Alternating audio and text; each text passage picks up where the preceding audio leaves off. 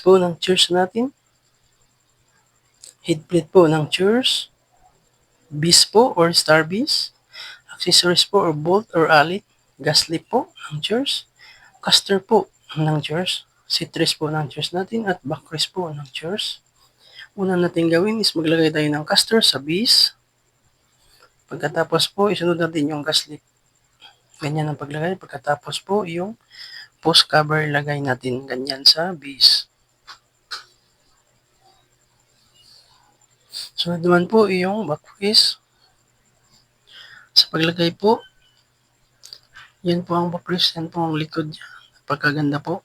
Bali po ang chairs na ito ay executive chairs po ito na mid-back po mga ka-works at kulay black tsaka miss po ito. So una nating i-connect o una nating ilagay is yung arm po. No? So hinahanapan ko ng tamang posisyon ng paglagay ng arm. Yan, para di po tayo magkamali. Ang gagandahan po nito sa arm na ito ay sa chairs na ito is yung size po ng kanyang bolt po or isa lang po ang size ng kanyang bolt or accessories. So hindi ka po kumakabahan kung magkamali ka ng lagay ng screw kasi nga po isang size lang po siya mga ka-works. At ang kanyang pre-allen po na panghigpit po ng bolt natin. So, ganyan lang po. Kadali i-connect yung ating armrest po sa backrest po mga ka-works, no? Alim lang po ang kailangan para po makonect natin yung armrest. So, tapos na po yung left side. Sunod naman po is yung right side na po na armrest. Huwag nyo lang po muna higpitan mga ka-works yung mga arm natin. Kasi nga po is i-connect pa natin yan. Meron pa po tayong citrus na kasunod. Kasi kapag higpitan mo na lahat yan, mahirapan ka po kasi minsan po di siya magtugma doon sa citrus. So, tamang higpit lang po muna or tamang lang po, kapit lang, no? Para di po siya matanggal. So, ito na po, parts pong ito po yung citrus. Ito na po yung upuan ng ating chairs na miss po, na executive mid-back po ito mga ka-works. So yan, hinapan ko muna ng posisyon. Yan, kinakapa ko yung ilalim kung saan idaan yung screw po mga ka-works, no? Timing lang po mga ka-works. Slowly lang po tayo mga ka-works, no? Pag ganito po. Kasi yung tendency nito mga ka-works, no? Tagal-tagal ko nang mag-assemble din kapag medyo minamadali. Madali naman. Ang ano dito is yung bolt po yung screw na huwag po niyong ipilit pagka mahigpit kasi po ang tendency niyan, maaari siyang maputol or malusin po yung thread ng citrus or backrest. Kapag malusin po yung thread, patay na, problema tayo dyan. So, ganyan. Tapos yung malagay yung screw, higpitan nyo lang po mga works gamit po ng alin. So, sundan nyo lang po yung video na ito mga ka-works at marami po kayong matututunan kung paano po mag-assemble ng executive chair na mid-back po na miss black po ito mga ka-works. Kaya nakikita nyo, wag lang po talaga muna nating higpitan siya. Kasi nga, meron pang kabilang side na right side. Ang position po ito po yung armrest na yan is left side po ang armrest na yan. No? Ganyan lang po mga ka-works. Paglagay po ng screw. Walang problema ito mga ka-works kasi nga isang size lang yung bolt niya. So hindi ka po mahirapan kung hanapin kung saan mo siya ilagay. No? Yun ang gagandahan dito. Kasi mga ka-works, yung ibang mga officers, mga executive, ang ano mo lang talaga, yung ingatan mo lang talaga is yung screw kung saan siya dapat ilagay. Kasi kapag nagkamali ka ng lagay, maaaring magka-problema ka or magka-disgrasya ka sa pag-assemble mo. So, may manual yan mga ka-works, no? Sundin nyo yung manual kung para saan yung mga bolt talaga na ilagay. Kasi kapag hindi nyo madagay sa tama, problema po talaga yun mga ka-works, maniwala kayo. So, may manual, so basahin. Kung tingnan nyo lang yung manual, may guide naman. So, mga ka-works, no, para di mahirapan. Pero sa case na ito, sa executive na chair na ito, is yung bolt niya po is isang size lang po. So, wala po tayong problema dyan. Kung saan po siya ilagay kasi isang size lang po lahat. No, so, wala pong problema. So, nasa right side na tayo na armrest. Yan. Ito ay nihigpitan ko na ito talaga kasi naka-connect naman doon sa kabila mga ka-works. No? Pagka naka-connect na sa kabila, so higpitan mo na lahat. Yun na yung sunod mong gawin. Pero kapag hindi pa, huwag mo na higpitan.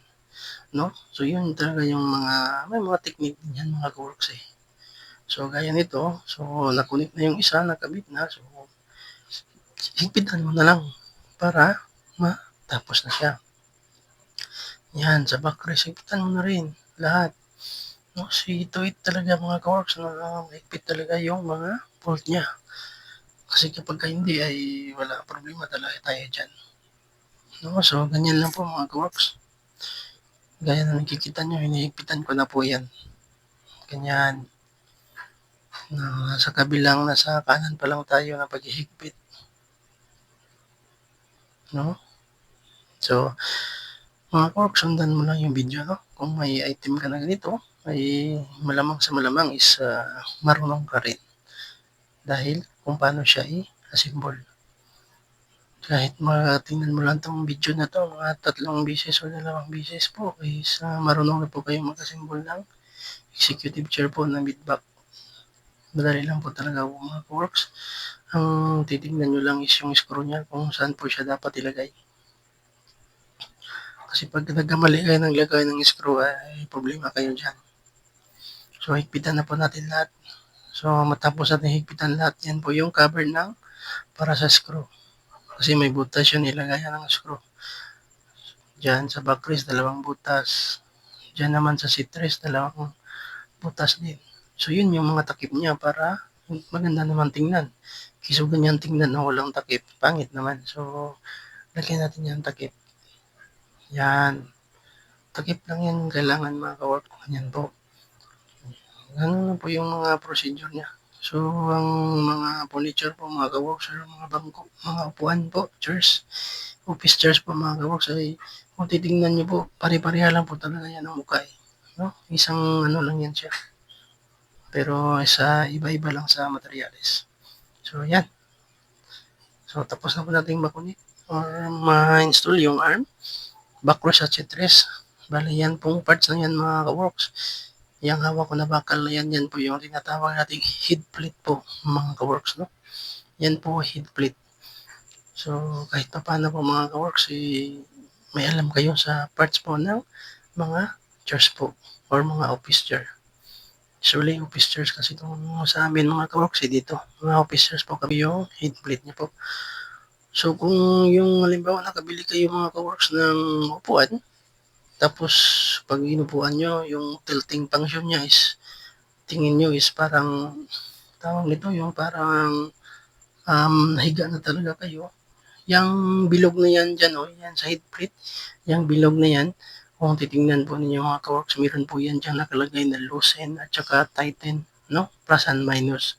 So, kapag gusto nyo hindi masyadong tilt yung chairs nyo po, sigpitan nyo lang po yan, yung parang bilog na yan dyan na malaki ikutin nyo lang po yan, no? So, tingnan nyo po, baliktarin nyo po yung upuan nyo. Kung sa tingin niyo is yung pagka-tilt po ng upuan nyo is medyo pahiga na talaga, no? At saka para matakot kayo na baka kayo ay matumba, sigpitan nyo lang po yung head plate po.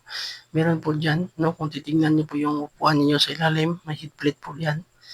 Makikita po niya may loosen po dyan at saka tighten. Plus and minus po. So, kung gusto nyo siyang higpitan, i-plus nyo lang po. Ikot nyo lang po yan kasi naiikot po yan. Iikot nyo lang po pa plus. So, tingnan nyo lang po yung sa ilalim kung saan po yung ikot po ng head plate nyo. So, sa pag-upo nyo naman, tingin nyo is parang naka-steady lang siya. Ayaw niya mag-tilt. So, baliktarin nyo lang po, tignan nyo po sa ilalim. Meron din po diyang loosen. So, ikutin nyo po siya pa minus para po mas matilt po siya. No, yun po yung function ng head plate po mga ka-works. Okay. So, try natin. So, yan. Try na yun. Yan. Yung umakyat baba siya. Yan po yung hydraulic na gaslit po. Yung malaki na yan. Kita nyo? Yan. Yan yung tilting function po na sinasabi ko. Kapag ganyan, yan po ay gaslit. Kita nyo? Angat siya.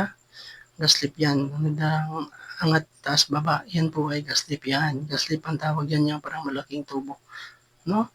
Gaslit yan mga course. Paikutin natin. Ganyan. Base po yung na parang starbase, gas lip, caster, head plate. Yan po yung mga parts po niya.